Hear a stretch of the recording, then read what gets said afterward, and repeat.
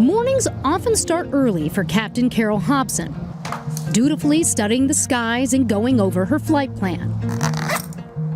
Always looking the part for a career she dreamed of as a child. When I was 4 years old, I used to lie in the grass, on my back, looking at the airplanes. I was fascinated by airplanes and by pilots, but it seemed so far away. Did you see any pilots that looked like us? I never saw a pilot that looked like you or that looked like me. As a captain, Carole knows she's almost in a league of her own, with women making up fewer than 7% of commercial airline pilots, those numbers even lower for black women. Did you think, I can do this? I thought I could do it. I didn't know how I would get started. It felt like an exclusive club whose members were given a secret key, and I didn't have a key. But her path to flying hasn't followed a traditional route, spending 16 and a half years doing anything but flying, spending a decade as a newspaper reporter in New Jersey, helping football players find off-season jobs at the NFL, heading up training as a vice president at Foot Locker. But it was a first date with Michael, her now husband of 30 years, that she says set her life on a new course. He said, "My goodness, your career has just been eclectic. What do you want to do with yourself when you grow up?" And for the first time in my life, at 30 years old, I said, I want to fly a plane.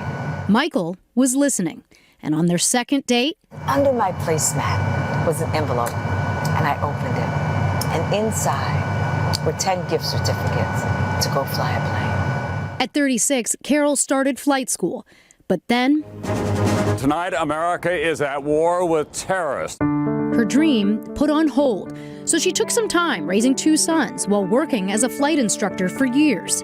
But the mandatory retirement age of 65 for commercial pilots loomed in her mind. You knew you only had so many years, and you wanted to dream bigger. I did. She was hired by a regional carrier first, the oldest in her training class at 50. By the age of 54, she'd move up to United Airlines, ultimately promoted to captain at 58, always mindful of those who came before her and the legacy she's creating. And I watched worker after worker, just random passerbys look at you with such pride.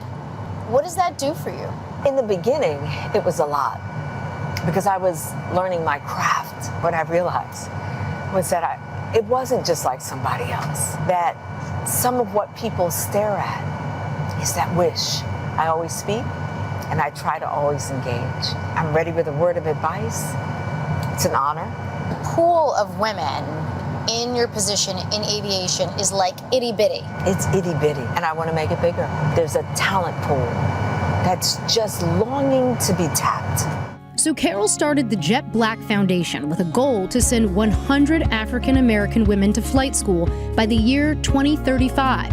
Put this here. And now, through a grant from Newark's Board of Education, she's working to educate a group of 15 young women. What's missing a rotor?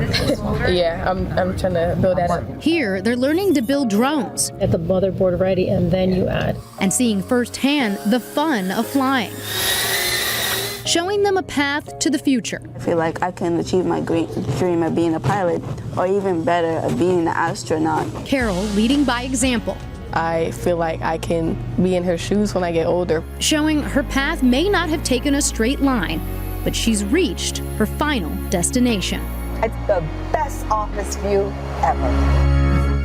So with the FAA rules requiring pilots to retire at 65, Carole has about 3 years left on the flight deck. But get this, she's already charting a course for her next chapter. She's a published author, and Carole wrote this amazing book about the trailblazer, Bessie Coleman, the first black woman to earn a pilot's license. Well, now she's hoping to bring Coleman's remarkable story to the big screen. And get this, guys, she's already got a dream star in mind. You know who that is? Who? Zendaya. There you go. Yeah. Reach for the stars. Yeah, why not? Literally. Let's go big.